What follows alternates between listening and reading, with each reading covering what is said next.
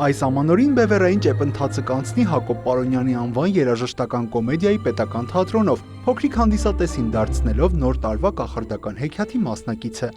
Այն ինչ որ տեսնելու հանդիսատեսը չի պատկերացնի, հեքիաթ է տեսնելու, ամբողջությամբ այդ ճանապարհը այդ հերոսների հետ անցնելու է,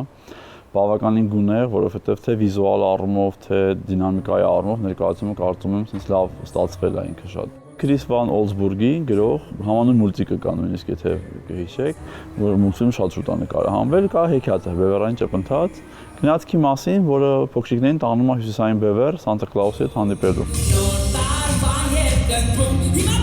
Բևեռային ճեպընթացում ամանորյա երաժշտական ու պարային հրաբարություն է, ներկայացման խորեոգրաֆը Քրիստինա Հովակիմյանն է։ Իմ կարծիքով շատ ընտանեկան է, անկախ նրանից, որ ճիշտ է մանկական նոր տարվա ներկայացումը եւ փոքրերը պիտի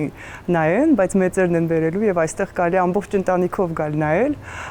Պարողները թվով 6-ն են եւ նաեւ դերասանները նույնպես մեզ մոտ ապարելու են, ոչ միայն խաղալու են, երգելու են, նաեւ նույնպես շարժվելու են, ապարելու են։ Թատրոնի տնօրենի պաշտոնակատարի խոսքով ստեղծագործական այնպիսի թիմ է ձևավորվել, որոնք փորձառու են մանկական ներկայացումներ բեմադրելու հարցում։ Վստահ ինձ շատ մեծ կարևորություն ունի նաև մեր կատարողական թիմը, ինձ Պարոնյան թատրոնի դերասանները եւ բալետի արտիստները, մենք այն առավելությունը ունենք, որ մեր դերասանները եւ խաղում են, եւ երգում են, եւ պարում են, եւ նաև բալետը կա իրանց հետ, այսինքն բեմի վրա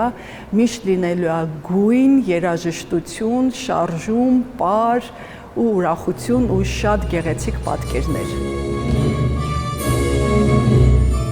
Փոքրիկ հանդիսատեսին Պարոնյան թատրոնում սպասում են ամեն օր Բևեռային ճեպընթացի պատվավոր ուղևորը դառնալու, ձմեռ պապին հանդիպելու ու իրենց ամանորյա նվերը տուն տանելու։ Ես գալիս եմ։ Արագացրու, ժամանակից կա։